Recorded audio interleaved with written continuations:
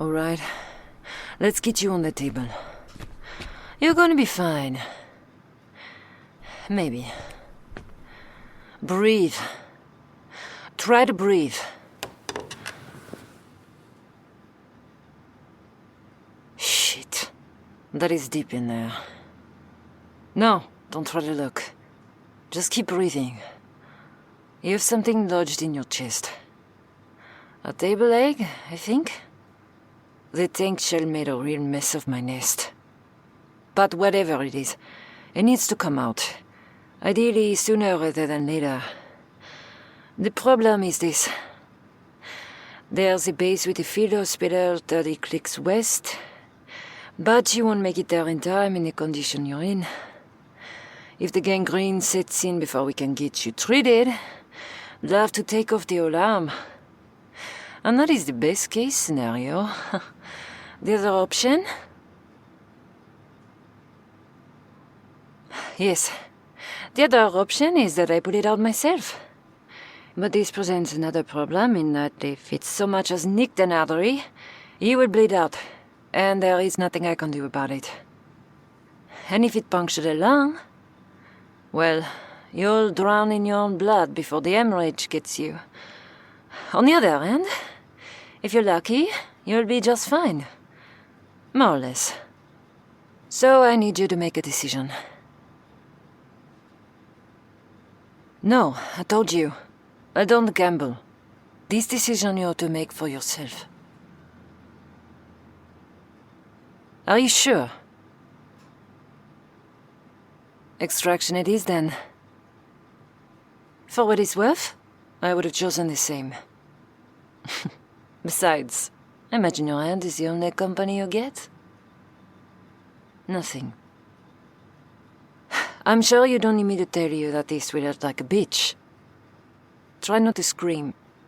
I'd rather not have someone knocking while I'm patching you up. Here, bite down on this.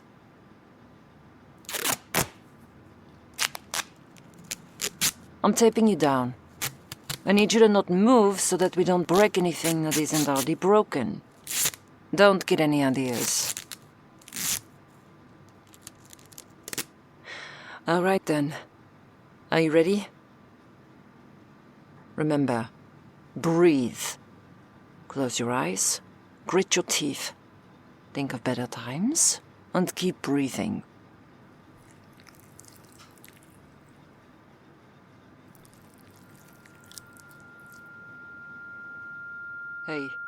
Hey, stay with me. Oh, you're not doing this, you little shit. Fuck!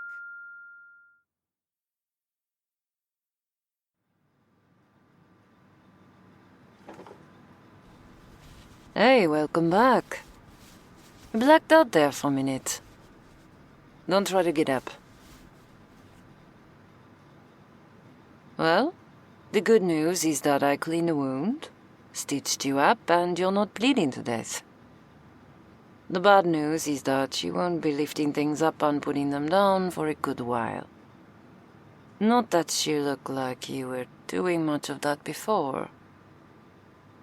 The other bad news is that all we have to eat is mercenary, and it's a omelette.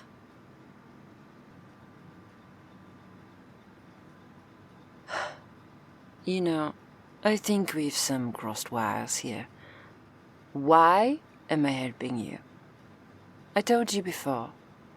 I'm a friend. Promise. Cross my heart, hope to die. Stick a needle in your eye. But only if I have to. I am a private military contractor. You see, a mercenary. My job is to provide intel on enemy troop movements and cause general mayhem and terror while I'm at it. Shepherding civilians was not in the job description. But since you're here, I suppose I might as well.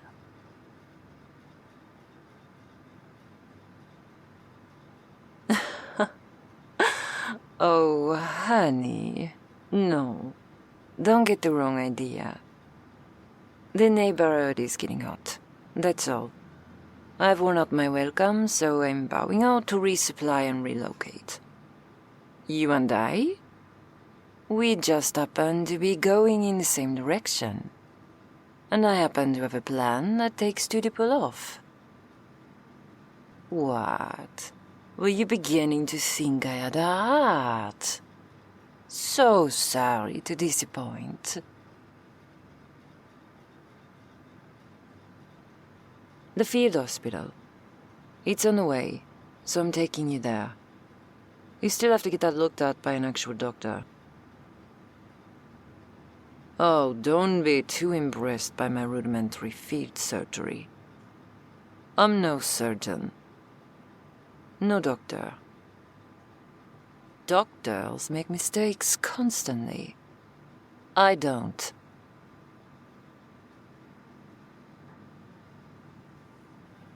Well, there is a thrill to saving a life, I'll admit. A thrill second only to taking a life. A distant second, really. Not even on the same page. And the more you talk, the more I'm beginning to regret it. So please, save your strength and my patience.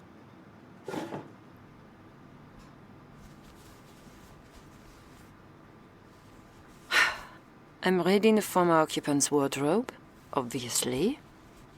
My uniform is soaked in blood. Both yours and the grunt I shanked earlier. There has to be something in here that fits me. We leave tomorrow, impersonating civilians to avoid hostilities until we reach the base. I'm leaving my gear behind as well. I can't carry both you and 4 feet of gun on my back, after all. And I am running low on ammunition regardless. Ah, there we go. This will work.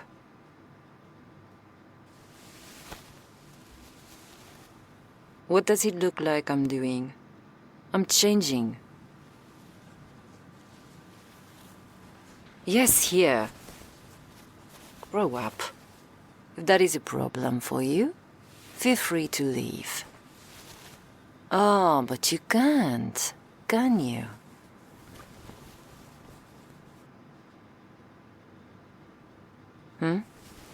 The scar on my chest. No, nothing as traumatic as a table leg. Just a large caliber bullet wound. Yes, I suppose it is like yours. Though I got mine one time, I actually made a mistake. I was tagged by an enemy sniper. Punched a hole right through. Penetrated a lung. Not a wound most survive without treatment. But I got lucky. Or unlucky. I was found untreated by the enemy. There are rules to this in the game of war, you see. Captured enemy combatants are to be treated with care and respect, but this is not a courtesy extended to snipers. A sniper is an ever-present, stifling terror. A faceless threat of death. And they had all lost friends to me. They were angry. You see these cuts and burns? The rest of these scars? They were very angry. I suppose I deserved it, from their point of view. But they are dead now, and I am not. Were I a believer in karma, I would take this as a sign that I made the right choices. But you, we are both here by choice, you and I. I know I made mine, but you are as of yet a mystery to me. So why are you here?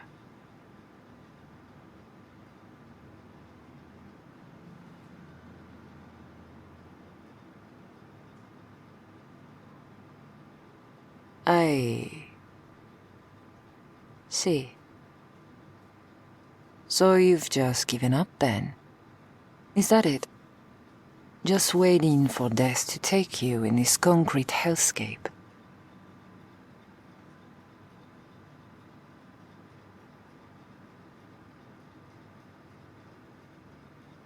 Look, I can't tell you that I know how you feel.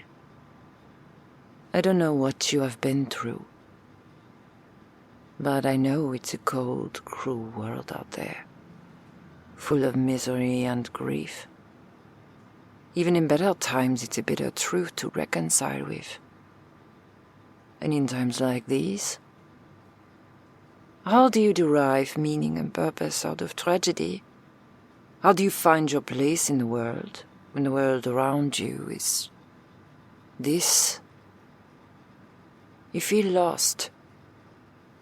And that I can relate to.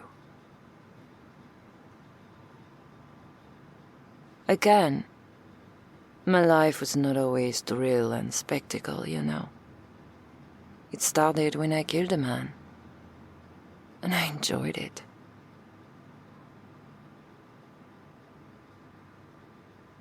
Yes, my stepfather. A bitter, ornery old man who went to great lengths to tear from me every little shred of self-esteem he could. One day, I finally stood up to him, and he didn't take well to it. Before I knew it, I found myself on the floor, with this man 3 times my size on top of me. I didn't stop to think. I don't remember what I hit him with, or how many times, but I reached out to anything I could, and it did the job. I do remember the crushing weight of his limp, lifeless body on me. I remember his blood seeping through my shirt. I remember screaming, crying, trying to lift him off me. I couldn't. It was pathetic. Finally, after calming down some, I managed to wriggle myself free. And then, looking down on my handiwork, for the first time in my life, I felt powerful.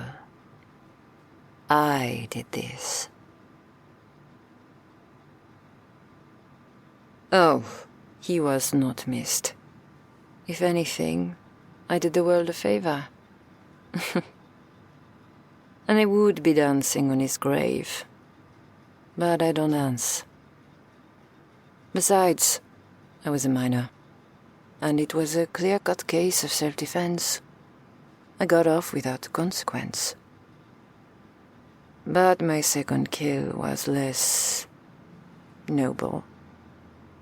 I picked a fight with a woman at a bar and beat her to death.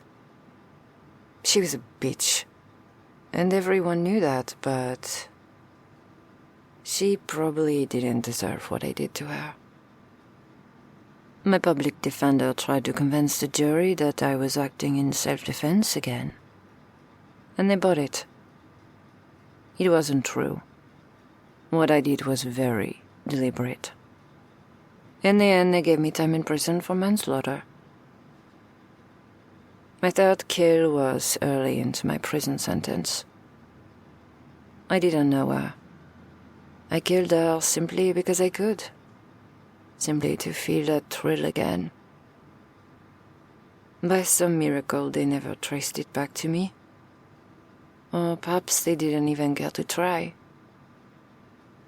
Soon enough, I would be the only one to remember her. Not by name, but her face. Battered, distorted. Screams turned to muffled moans in her final moments.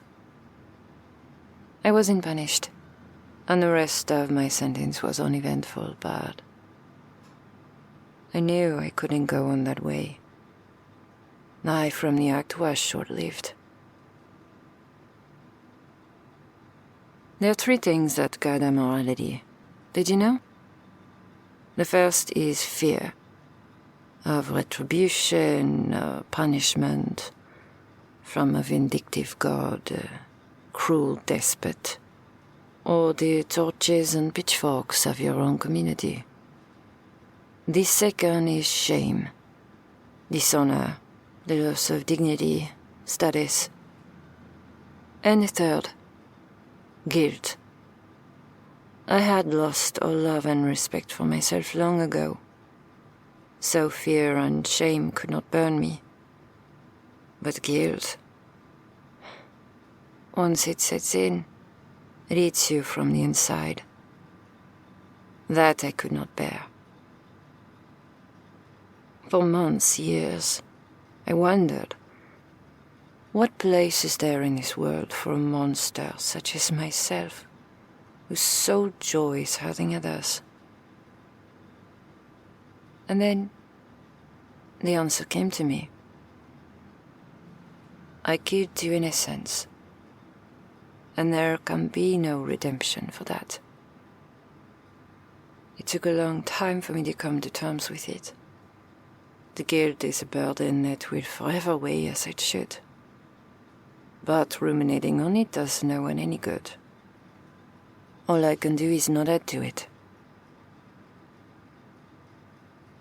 I joined the military after getting out of prison.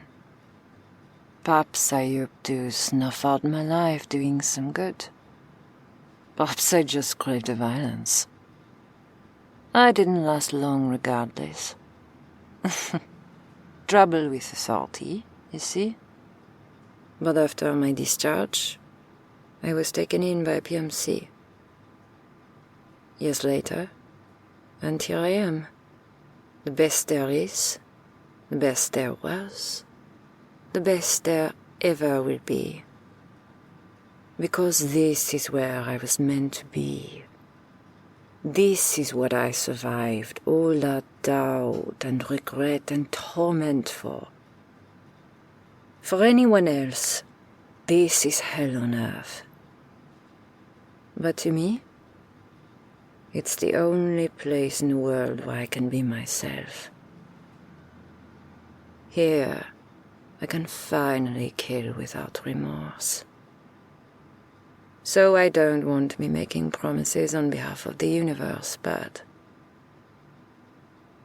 it can get better. It might take some work, and some introspection, perhaps time.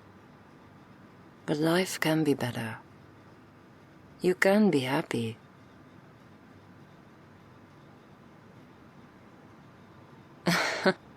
What I'm trying to say is that it's all relative, is it not? Not to turn this into a pissing contest, but from where I'm standing, you're downright ordinary. Look at it this way. If there is a place in this world for homicidal maniacs such as myself, well, there's bound to be a place for a little sparrow with the broken wing. I have every faith that you'll find it. And when am I ever wrong,